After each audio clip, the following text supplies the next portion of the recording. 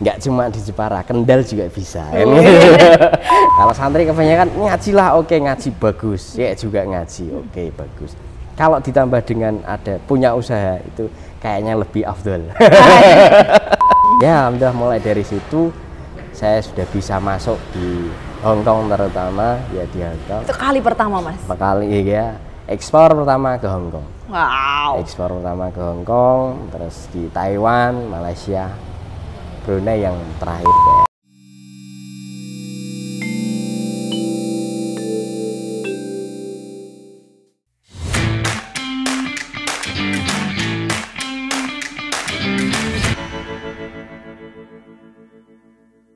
Halo para pemirsa Nusamba TV. Aduh, senang banget nih saya Yovita Adit lagi main ke Kendal bareng teman-teman Nusamba TV. Kita ketemu dalam dialog menarik hari ini.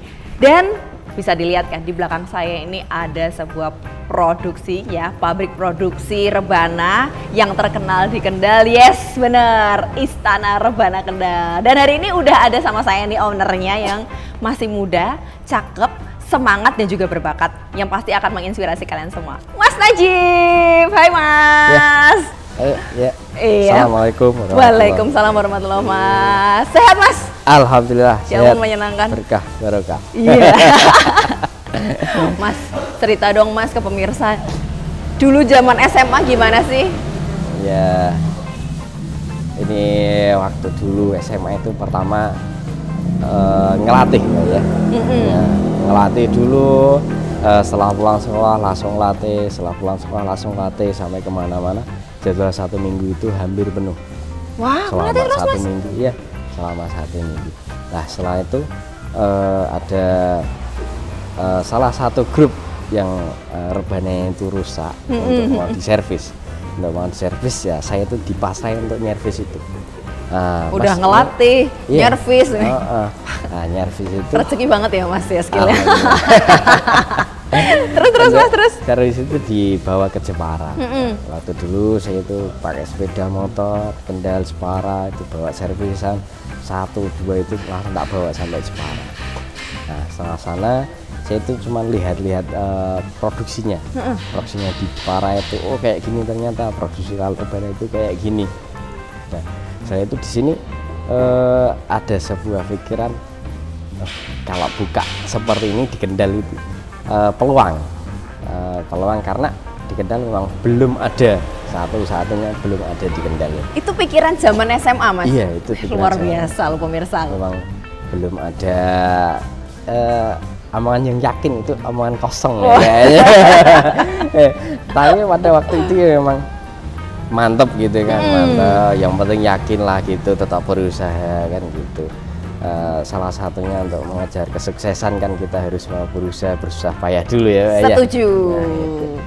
Nah waktu itu saya masih PP Kendal Jepara. Setelah kemudian setengah tahun dari itu saya menjual barang dari Jepara, belanja barang jadi. Nah, belanja barang jadi selama setengah tahun saya itu dengan modal 2,5.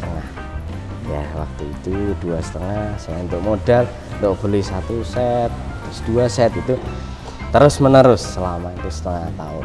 Nah untuk lebihnya saya bekukan dulu untuk ditabung untuk nanti misalkan dijadikan produksi ya. Gitu. Oh, tapi belum kepikiran untuk produksi saat itu. Belum kepikiran. Tapi masih ini nggak sih kan udah bolak-balik Kendal Jepara kan lihat terus ya Mas ya. Nah terus akhirnya yakin nih produksi sampai di titik mana tuh Mas? Iya.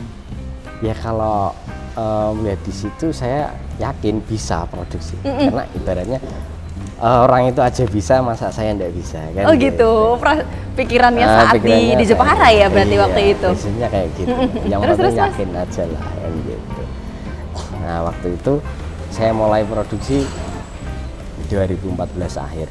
Waktu sebelum produksi juga saya berjuang lah untuk konsultasi sama orang-orang penebang kayu, tukang bubut kan gitu, untuk konsultasi gimana caranya untuk menjadi produksi alat rebana kan gitu. Waktu itu saya 1 tahun pertama itu punya karyawan 1 untuk mengerjakan alat terbang ini. Berdua berarti, Ya, jenengan sama karyawan jenengan? Ya. Wih, luar biasa. Waktu itu. Tahun berapa itu Mas? Itu 2014 awal, 2014 akhir. 2014 akhir saya udah mulai produksi, cuman karyawan satu. Ganti tahun 2015 saya punya satu lagi, tadi bertiga. Nah, jadi bertiga. Luar biasa. Termasuk sama saya waktu itu. Saya waktu itu dulu masih ikut kerja. Ya saya sekarang juga masih, tapi tidak seperti itu. Nah kalau yang sekarang ini Mas, nah di belakang kita nih sudah semua karyawannya jenengan Belum. atau masih ada yang? Masih ada, cuman ada yang nggak berangkat. Namanya anak-anak muda. Wah, Anak-anak muda asik. itu ya kadang berangkat, kadang enggak kan gitu. Sebenarnya kalau jumlah semua ya 7 orang. Berapa? Iya, 7 orang. 7 orang. 7 orang karyawan, 1 orang jenengan ini udah mandor berarti. Udah bos dong ya, udah nggak mandor lagi, bos, owner. Iya. Oke, berarti sampai di 2014 ini naik menjadi bertiga dengan 2 karyawan, kemudian sampai di tahun 2023 ini Saya itu mulai dikenal di Kendal semakin pesat, di mana-mana mulai dikenal itu 2019. Nah, 2019 saya baru bikin lokasi di sini, lokasi yang baru. Nah itu pengenalan ke masyarakat lebih cepat. wow, iya daripada benar-benar. di dalam, di pedalaman kan bermasyarakatnya kan kurang sebenarnya. Untuk mengenalkan produksi, oh di Kendal itu memang benar-benar ada produksi kan. Nggak cuma di Jepara, Kendal juga bisa kan.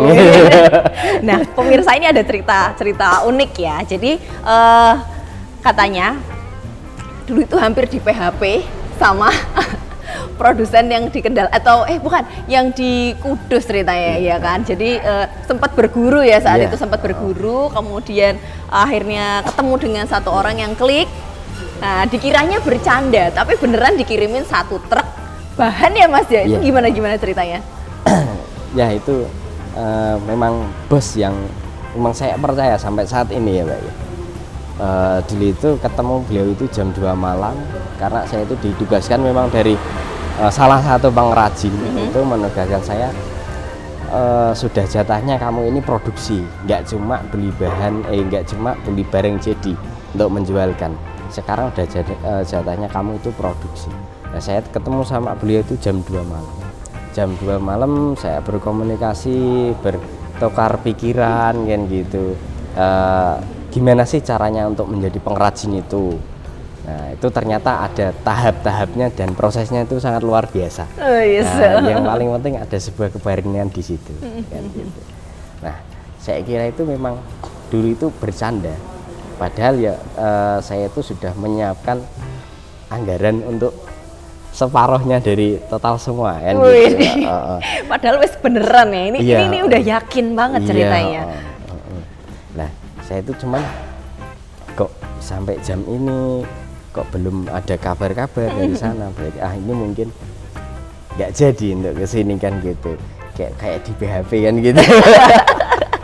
Tapi ternyata jam 12 malam memang beliau itu datang bawa 1 truk, wes pokok ini saya bongkar di sini, terserah mau bikin apa, pokoknya aku pengen lihat itu kamu sukses dulu. Wih, itu bener-bener orang baik banget, Iya. mau lihat jenengan sukses tuh. Iya, kamu sukses dulu, baru nanti kamu baru mikirin saya. Nah gitu, yang luar biasanya itu ya. Maka memang dia itu memang benar-benar yang saya percaya untuk pembuatan bahan bakunya itu beliau. Itu memang benar-benar nyupport saya lah. Sampai saat ini pun juga nyupport, walaupun memang sistemnya beda lah sama kayak dulu kan beda, enggak kayak dulu gitu. Nah, terus nih ya Mas, itu berangkat dari situ ya Mas ya. Mas Najib ini pangsa pasarnya itu udah nggak cuma di lokal atau cuma nasional di Indonesia ya, luar pulau di Kalimantan, betul Kalimantan, Mas. Terus mana lagi Kalimantan, di Sumatera, ya, Lampung. oh di Lampung, oke di Papua, daerah, ya. ya betul. Dan nggak cuma itu, ternyata udah sampai Hong Kong, Singapura, Taiwan, Malaysia, terus mana lagi tadi Mas? Hong Kong, Singapura, Malaysia. Brunei. Oh iya, Brunei. Gitu. Mas, bolehlah dikasih tahu ini anak-anak muda pemirsa ini. Jadi kan sekarang umurnya 27, tapi mulainya dari 18 tahun. Ya kan kelas 3 SMA kan waktu itu. Kasih tahu Mas gimana jenengan bisa sampai ke pasar internasional itu gimana? Ya, selaginya kita itu mau berusaha ya bisa. Amin. Aku pengen diinjek kakinya biar kecipratan sukses. Tidak ada yang tidak mungkin. Jadi untuk waktu dulu itu saya bisa masuk di ekspor itu memang ada tahap-tahapnya. Jadi dari cerita yang lucu ditelepon dari orang sana tapi nggak tahu bahasa Hong Kong, kan itu kan nggak tahu bahasa Hong Kong. Gimana Mas saat itu teleponnya gimana? Wah, sudah lupa. soalnya nggak paham sama bahasa sana. Ya, tapi unik loh, selalu ada cerita lucu ya kalau jaringan mau grow up bisnisnya. Terus Mas, akhirnya itu memang ternyata itu orang Hong Kong dia punya orang Kendal yang memang dia percaya gitu. Dia percaya untuk coba komunikasi sama saya untuk menjadi penyalur lah ya, penyalur biar alat saya itu masuk ke sana. Nah, gimana caranya orang itu menghubungi yang orangnya dia, untuk berkomunikasi biar kata-katanya itu nyambung dengan saya. Ya, udah mulai dari situ saya sudah bisa masuk di Hong Kong terutama ya di Hong Kong. Itu kali pertama Mas? Kali ya, ekspor pertama ke Hong Kong. Wow. Ekspor pertama ke Hong Kong, terus di Taiwan, Malaysia, Brunei yang terakhir kayaknya. Wih, dan masih akan ini ya negara-negara lain ya Mas ya. Berkembang lagi. Ngincer mana Mas yang paling bener-bener pengen banget? Bismillah dunia ya. Amin. Amin. Iya. Nah, dari situ kan gini, udah sampai di tahap pasar internasional.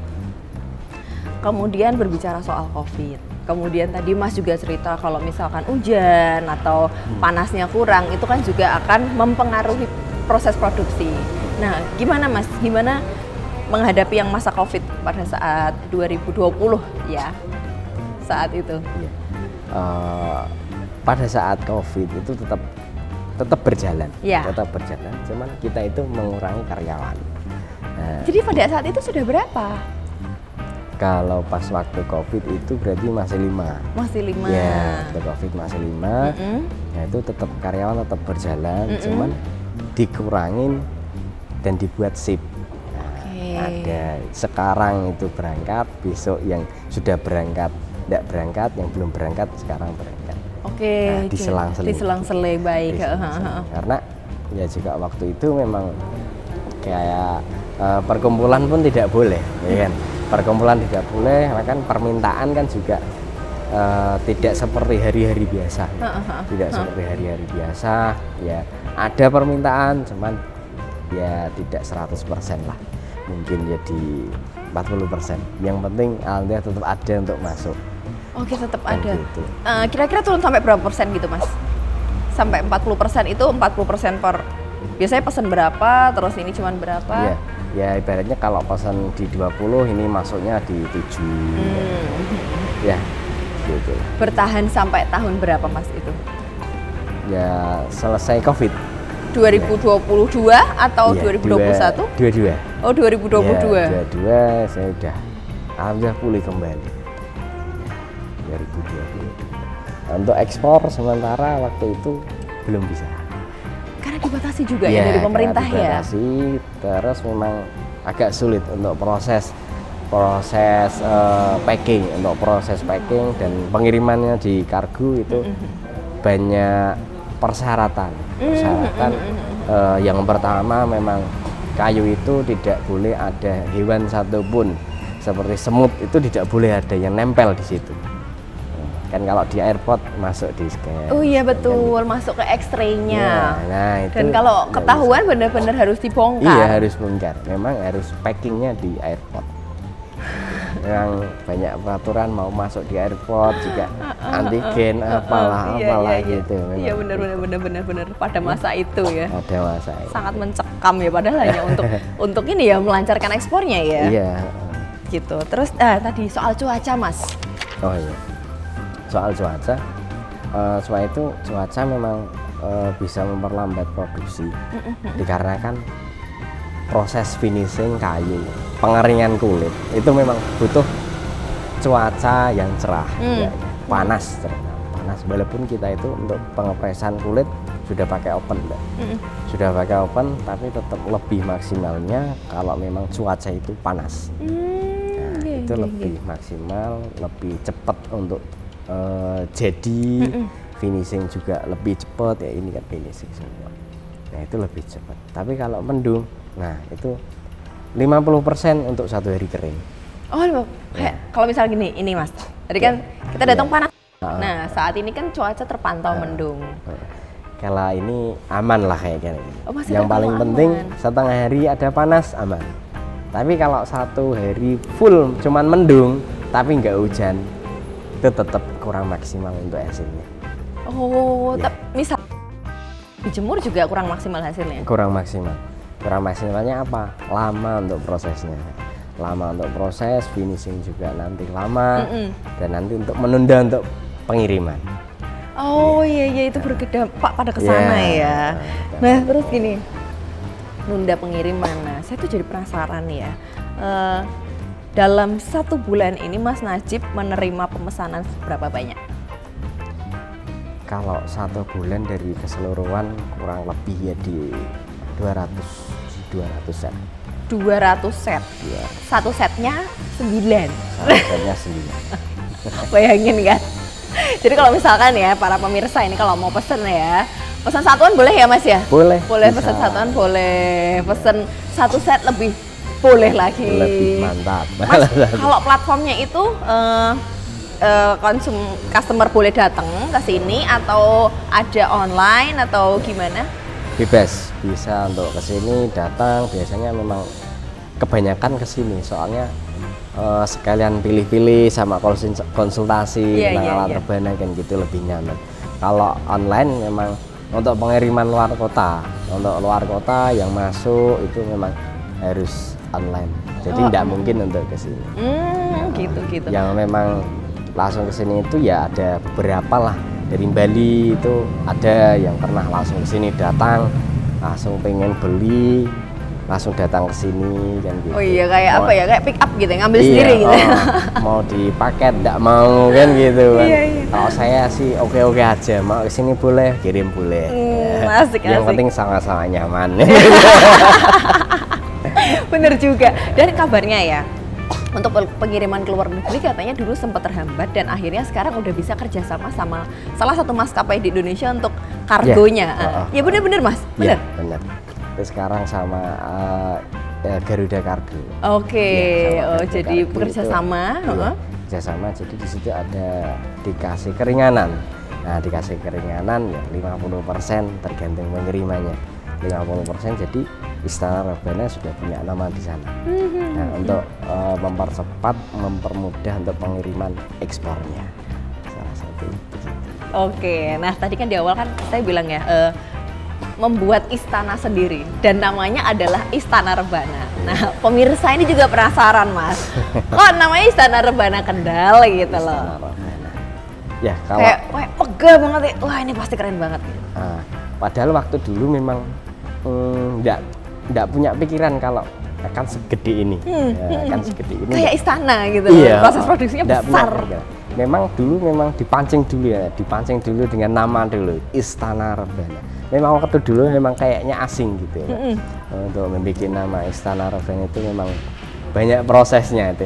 Dari yang tadi itu, nah, memang dulu kecil tempatnya, enggak segede ini. Kalau sekarang memang, ini yang dinamakan Istana Rebana, memang tempatnya gede, isinya itu rebana semua, makanya namanya Istana Rebana. Wah, tepuk tangan. Masih muda loh, bener-bener aku pengen ketularan kesuksesannya loh Mas. Nah terus ini, Mas boleh dong dikasih tahu ke pemirsa, jadi gimana sih?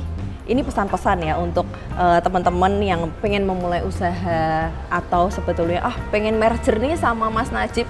Aku yang di Semarang atau aku yang di Ambarawa, aku yang di mana-mana, bisa nggak ya bikin Istana Rebana Semarang, Semarang, Ambarawa gitu-gitu. Boleh disampaikan semangatnya Mas?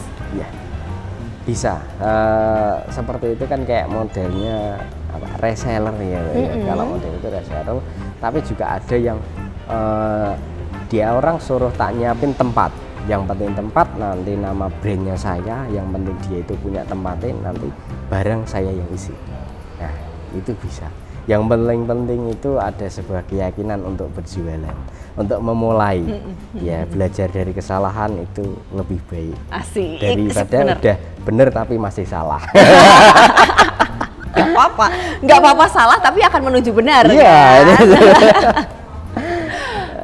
Nah, pemirsa, jadi Mas Najib ini punya background santri ya. SMP masih di pondok, SMA teman-teman yang udah pada lulus ya keluar ya, milih sekolah di luar tapi masih melanjutkan 2 tahunnya dan akhirnya bener ya Mas ya, di tahun ketiga dengan saking penasarannya akhirnya mau sekolah di luar. Dan dari situ malah memulai perjalanan yang luar biasa nih. Nah, Mas boleh dong Mas dikasih tahu ke pemirsa ini gimana seorang santri ini bisa, aku juga santri, berbisnis halal sampai ke luar negeri gitu loh. Iya, yang paling penting itu kalau ya sebenarnya dari kalangan semua orang bisa, dari kalangan semua orang. Cuman jarang lah ya kalau santri memang berjiwa wirausahawan. Kalau tidak dari ada kemauan itu memang sulit. Nah, satu memang dari kemauan, dia yakin, ya tetap berdoa. Kalau santri banyak berdoanya, tapi yang paling penting usahanya itu juga ditambah. Oke, banyak berdoa, banyak aksinya. Iya, banyak aksi. Tidak hanya teori, kan juga prakteknya harus ada, kan gitu. Kalau santri kebanyakan ngaji lah, oke ngaji bagus, ya juga ngaji, oke bagus. Kalau ditambah dengan ada punya usaha itu kayaknya lebih afdol. Kayaknya lebih afdol. Semangat. Ya, oke, baik lanjut. Santri banyak ngaji, banyak aksi. Ya, banyak aksi, prakteknya juga bagus, bermasyarakat, santri juga harus lebih penting itu. Jadi boleh diangkat value-value yang Mas Najib dapat saat di pondok dan diterapkan di sini apa aja Mas? Kalau dulu di pondok itu ya paling ya ngaji, umumnya orang ngaji ya ngaji, dapat pengalaman salah satu saya tuh mulai awal suka dengan rebana itu memang di pesantren. Nah itulah salah satu oleh-oleh yang saya dapat dari pesantren. Jadi suka main rebana kan gitu. Sering diundang ke sana ke sini, itu awal mula memang jadi santri di sana. Jadi berawal dari kesukaan ini, kecintaan terhadap rebana, sampai akhirnya tadi ya selesai dari ini ya pondok, malah ngajar ya Mas habis itu kan, ngelatih di mana-mana dan akhirnya membuat Istana Rebana yang luar biasa ini. Wow, boleh berikan tepuk tangan dong untuk Mas Najib. Wah. Jenengan ini masih muda, sukses bisnisnya, menginspirasi gitu kan. Sering diundang juga nggak Mas untuk menginspirasi teman-teman muda di pondoknya jenengan mungkin yang dulu? Di pondok itu sering Mbak, 1 tahun sekali. Karena 1 tahun sekali itu kan di pondok ada momen khataman ya, khataman pondok itu. Saya itu diundang untuk memotivasi santri-santri yang masih ada di situ dan para alumni. Nah, alumni. Jadi saya itu sebenarnya kalau di pondok dulu ya nggak begitu dihormati lah kalau dulu kan itu. Ya, dulu sering Mbak, kalau dulu itu saya di pondok sering dikucilkan apa itu dulu. Tapi sekarang ibaratnya saya itu pengen membuktikan ini loh saya yang sebenarnya kan gitu. Walaupun dulu di pondok sering dikucilkan, diejek, diapa, saya tidak peduli. Yang paling penting alhamdulillah berkah dari pondok saya sekarang. Alhamdulillah luar biasa. Mas Najib, kalau misalkan ini para pemirsa mau pesen ini, boleh pesennya kemana sih Mas? Bisa. Untuk media online nanti bisa lewat IG, IG atas nama Istana Rebana Kendal. Oke, @istana. @istana Rebana Kendal. Aku udah follow loh. Keren, bener-bener keren bisa semua muncul isinya. Di situ mau pesan apa tentang alat rebana, mau tanya-tanya, konsultasi, silahkan langsung Wih, masuk di Istana Rebana. mantap gitu. Enggak cuma itu ya Mas ya. Kalau yang temen-temen dari luar negeri gimana Mas kontaknya? Bisa lewat DM, IG bisa. Nanti bisa untuk dipandu. Oh, bisa untuk dipandu. Siap, sampai pengirimannya ya, aman, packagingnya juga aman. Ya. Ini kebetulan adminnya dipegang Mas Najib sendiri. Iya, langsung admin, langsung ownernya sendiri. Tanpa ada yang lain. Baik banget, ownernya serius gitu. Thank you banget ya Mas Najib ya. Sip, sukses selalu. Terima kasih menginspirasi para pemirsa di sini. Saya juga terinspirasi dan aku yakin pasti anak-anak muda di Kendal ini akan terinspirasi dan banyak sekali mungkin keluarganya mereka, koleganya mereka di luar negeri, bahkan di luar Pulau Jawa ini tertarik untuk membeli satu set bahkan ratusan set rebana ini. Thank you banget. Terima kasih juga untuk para pemirsa Nusamba TV. Kita akan ketemu lagi di Dialog Menarik hari ini selanjutnya. Dadah!